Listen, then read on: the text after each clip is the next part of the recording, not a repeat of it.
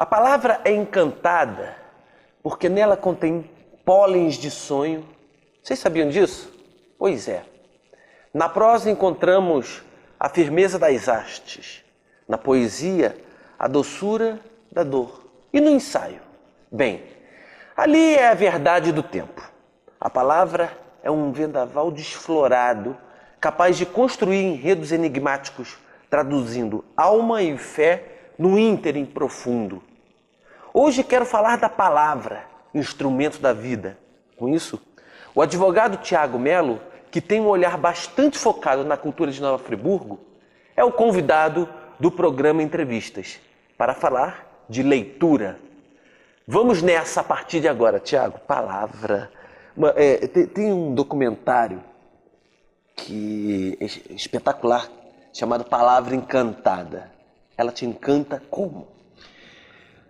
Gustavo, o que eu acho mais rico e importante são as remissões que a humanidade transporta a partir delas, né? Eu acho impressionante pensar que tenhamos tantos conhecimentos e tanta informação que são advindas das palavras, né? A gente tem não só como fronteira, como barreira, mas também como propulsora de novas realidades, né? É na palavra que a gente constrói todos os significados humanos, a nossa comunicação interpessoal, que a gente naturaliza as coisas, né? Então a gente naturalizou que a comunicação é isso que se faz entre duas pessoas falando, né? E a gente para de pensar como é sofisticado falar, como é sofisticado ter linguagem, como é sofisticado abstrair o mundo das coisas em torno da linguagem, das palavras. Quando a gente vai para a palavra escrita, a gente tem uma outra dimensão, que é fixar no tempo, ou além do tempo, os entendimentos das coisas. Então você vai lá em Ulisses, você vai em Shakespeare, você vai em escritores clássicos e mais até na filosofia clássica grega, né? Você vai ler todo o pensamento que foi sedimentado na trajetória da intelectualidade ocidental, em particular, né? Porque a gente pode pensar também na literatura oriental, né? Na chinesa, que tem uma tradição vernacular de mais de 5.000 anos, né? Como que as questões humanas, como que os sentimentos humanos, os conflitos humanos, não só persistem, né? Como eles encontram um eco, né? Em cada geração. Eu costumo brincar há algum tempo que talvez um grande mal da humanidade é que cada indivíduo nasça como uma folha em branco, né? Isso é um fato. Ele percorre todo um mesmo caminho que toda a humanidade já percorreu tantos mil anos atrás. No entanto, essa é uma grande vantagem, né? Porque também a cada geração e cada indivíduo vai poder fazer toda uma nova descoberta de significados, né? De maneira que, e a linguagem é muito isso, você tenha uma vida contínua de renovação, de valor, renovação de significados, como eu brinquei aqui agora há pouco. Como na advocacia, né, você tem a ferramenta de trabalho, a língua, né? Você tem que dominar o vernáculo específico, técnico do direito, como em muitas outras profissões, mas, sobretudo, conseguir comunicar o que você está peticionando, né? E tem uma questão que é o valor da língua, né? Eu costumo brincar sempre com isso, quando eu dei aula eu também brincava muito com isso.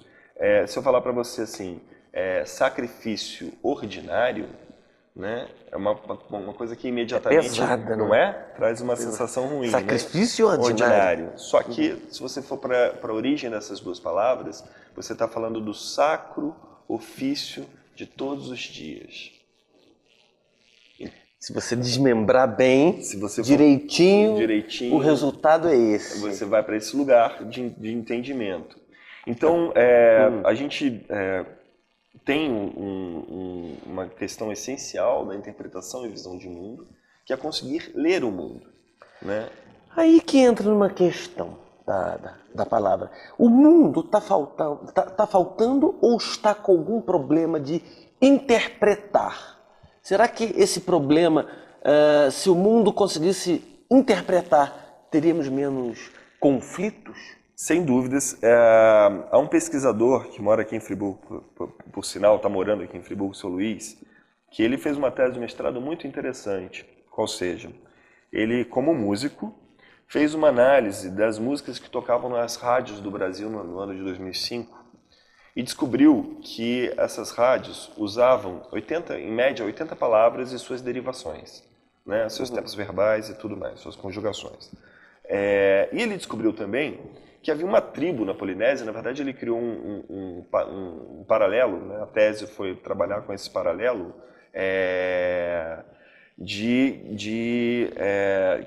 que essa tribo ela usava 120 palavras.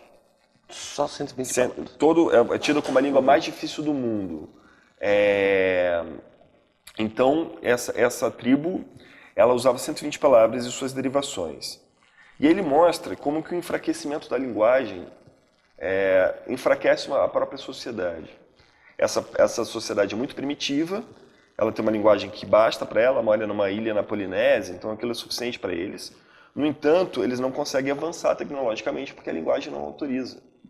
E já existem inúmeras pesquisas, né, que apontam a violência, né, no lugar da fragilidade linguística.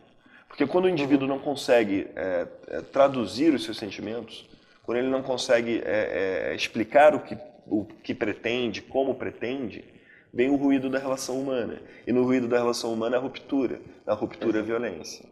Então, há uma relação direta da capacidade de interlocução e diálogo.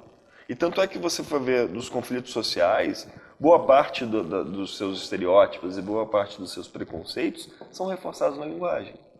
Né? Seja pelo erro de uma determinada classe social no uso de determinadas palavras. Verdade. Né? Seja quando se pejorativamente é nós, estamos juntos. Tudo isso que uma classe geralmente a mais culta costuma impingir a outra ou levar para outra como sendo a menos culta e menos capaz Sendo que uma usa a norma culta da língua com bastante precisão e a outra é o linguajar popular mesmo. Pois é, os linguistas têm uma dificuldade em aceitar isso. Quer dizer, para eles a língua é viva e ela tem inúmeras possibilidades. Né? Todas elas estão corretas na medida em que se comunicam. Né? Existe essa questão da norma culta e da norma, né, popular. Agora, o grande lance é que a gente tem que buscar interpretar, como você falou. Sim. Né? A nossa capacidade de leitura. E existem umas questões, recentemente uma pesquisa apontou que somente 8% da população brasileira tem capacidade de interpretação plena na língua portuguesa. Isso é muito sério. baixo. É muito baixo. É muito baixo. Aproximadamente 30% da população nunca comprou um livro. Isso é péssimo. E 40% não tem hábito de leitura. Não ter hábito de leitura não é um crime, na verdade, é uma questão de hábito cultural. A gente tem uma sociedade que não tem esse estímulo, não tem o entendimento e é utilitarista, na sua grande maioria. Como assim utilitarista? Ela só percebe uma relação de investimento direta entre o investimento do trabalho, o rendimento e o investimento, né, do ganho material. Ela não consegue entender, por exemplo, que o ganho intelectual é algo que não se retira jamais. Você pode trabalhar uma vida inteira e acontecer como aconteceu em Friburgo, uma catástrofe e te levar uma casa. Mas é o teu conhecimento que vai te permitir... Aí entra aquela máxima. Podem me tirar tudo, mas o conhecimento jamais. Pois é. E aí entra em cena também uma outra premissa, ou seja, ler o mundo também antecipa os perigos, né, os riscos. Né? Se você não tem essa capacidade de leitura do que está acontecendo com o nosso tempo, você corre o risco de se tornar obsoleto, né, profissionalmente. Você corre o risco de ficar fora dos novos contextos de organização do trabalho.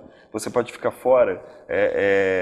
As revoluções tecnológicas estão substituindo uma série de profissões, entre elas, por exemplo, a advocacia está correndo sério risco.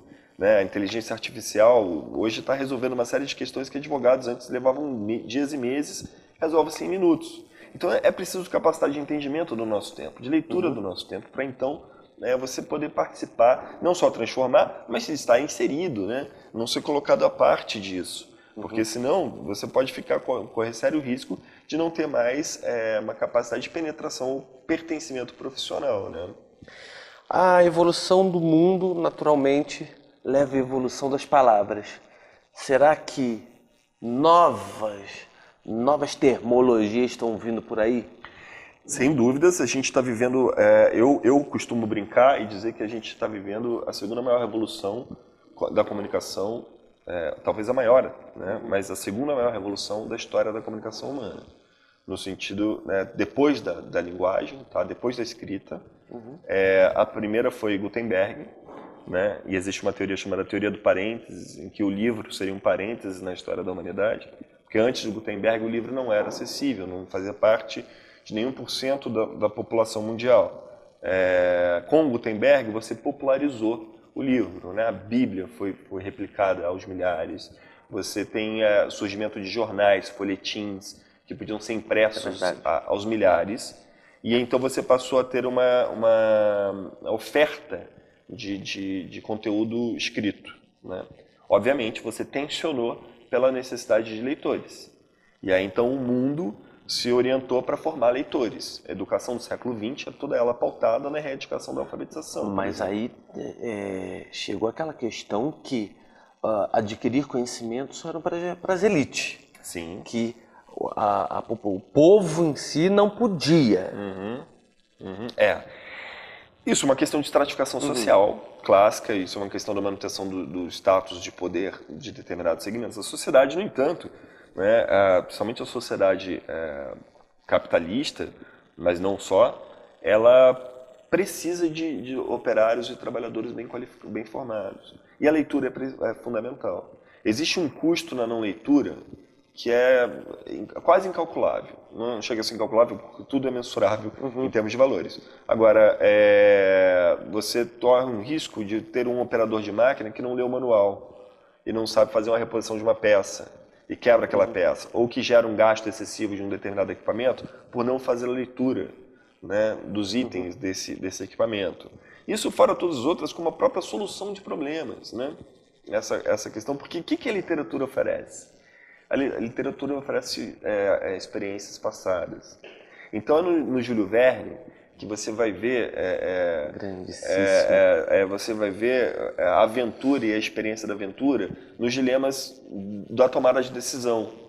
O que se faz em 200 milhas, né, é uma tomada de decisão. Então você tem toda essa questão, todo esse porém, né, que está no lugar da literatura. Muito bem. Vamos agora para um rápido intervalo comercial e voltaremos logo com mais Thiago Mello e o mundo da leitura e todo este pensamento. Até já.